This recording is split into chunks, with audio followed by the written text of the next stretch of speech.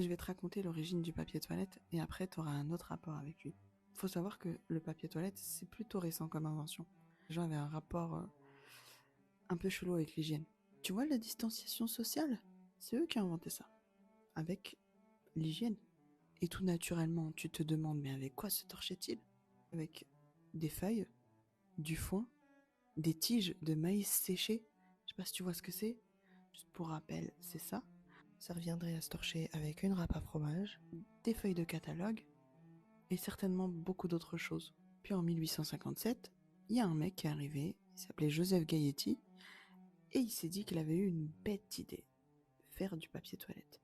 Il a dit, il y en a marre de se torcher avec rien.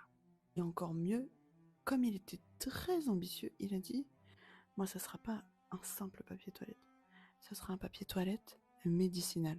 Pourquoi? Parce que le gars a mis de l'aloe vera. Il était convaincu que ça aidait à prévenir les hémorroïdes. Et comme il n'avait pas fini de nous surprendre, ce monsieur, il s'est dit, je vais mettre mon nom sur chacune des feuilles de papier toilette. Il s'est immiscé dans l'intimité la plus sombre des gens. Pas si tu vois le truc. Il était pas net. Mais bon, de toute façon, ça a flop au début parce que les gens trouvaient ça ridicule de payer alors qu'ils pouvaient utiliser leur vieux truc.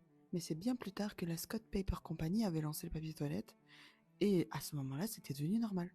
Mais le truc grand mat dans tout ça, c'est que même après l'arrivée du papier toilette, il y a des gens qui forçaient encore à se torcher avec du catalogue.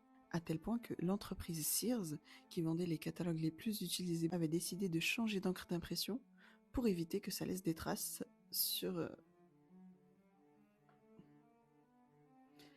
C'était gentil, hein, c'était un bon geste.